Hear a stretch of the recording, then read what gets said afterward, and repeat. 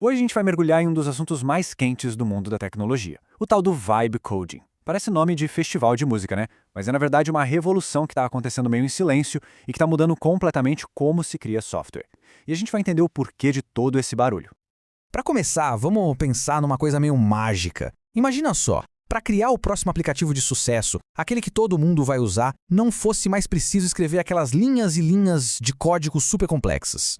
Mas simplesmente descrever a ideia. É isso, só com palavras. Essa é a grande promessa por trás de um movimento que, olha, já está atraindo bilhões em investimento e transformando o dia a dia de quem trabalha com programação no mundo todo. Mas afinal, o que é essa tecnologia? O que é Vibe Coding? Vamos decifrar esse conceito que está por trás de todo esse hype.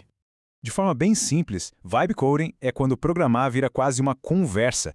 Em vez de digitar manualmente cada comando, cada função, o programador simplesmente descreve o que ele quer e a inteligência artificial se vira para traduzir essa vibe, essa intenção, em código que funciona de verdade. É como ter um tradutor universal entre a mente humana e a linguagem do computador. E claro, os benefícios são gigantescos. A velocidade para desenvolver as coisas dispara. Tem gente falando em ganhos de até 40%.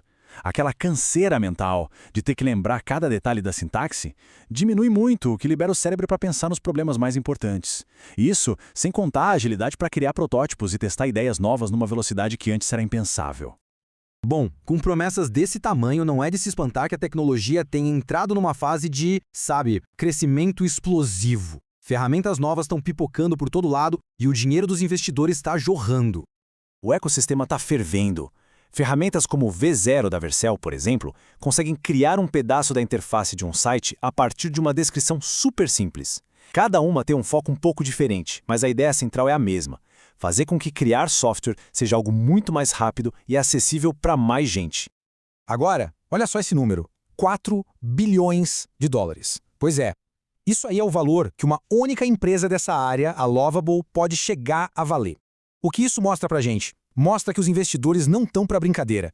Eles estão apostando muito alto porque acreditam que isso não é uma modinha passageira, mas sim o futuro do desenvolvimento de software.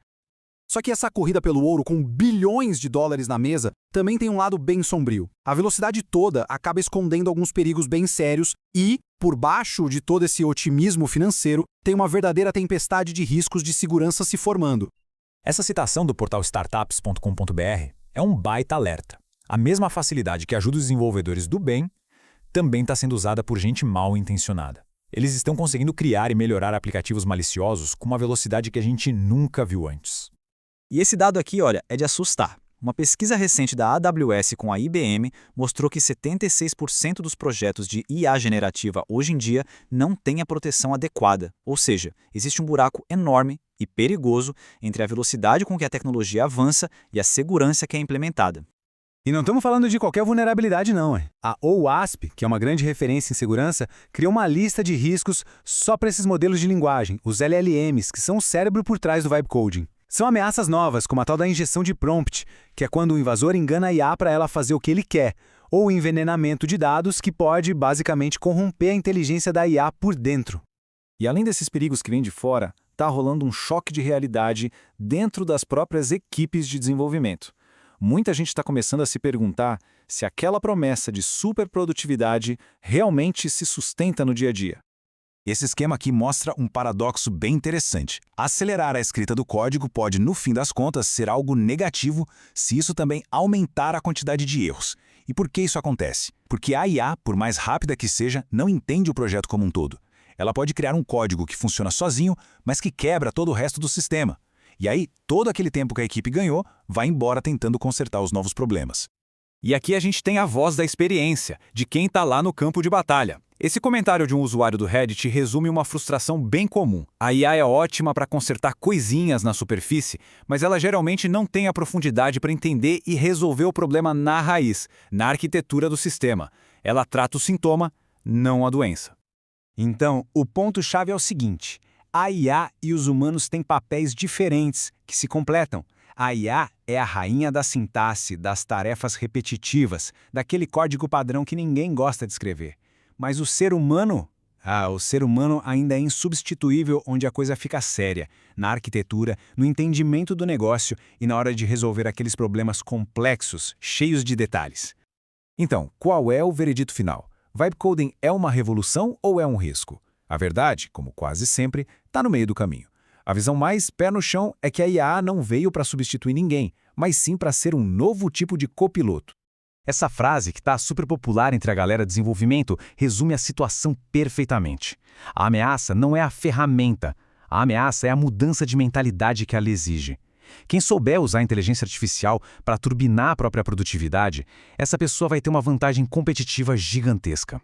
E isso aqui ilustra um ponto fundamental de um jeito brilhante. Essas ferramentas são amplificadores. Se o engenheiro experiente usa, ele consegue criar soluções incríveis, superpoderosas. Se o iniciante usa, pode até gerar um código que funciona, mas que talvez não seja o melhor ou mais eficiente. Ou seja, a IA não cria a habilidade do zero, ela multiplica a que já existe. Talvez a melhor forma de pensar nisso seja como ferramentas elétricas. Elas não substituem um marceneiro, o conhecimento dele sobre madeira, sobre design, mas elas permitem que ele construa coisas fantásticas de um jeito muito mais rápido e eficiente. A ferramenta faz o trabalho pesado, liberando o especialista para focar na parte criativa, na arte. E a gente termina com essa reflexão. O futuro do software não é uma briga de humanos contra máquinas, é uma colaboração. A grande pergunta que vai definir a próxima década não é se a IA vai escrever nosso código, mas sim quem vai ter a visão e a sabedoria para guiar essa ferramenta tão poderosa. A revolução do vibe coding, acredite, está só no começo.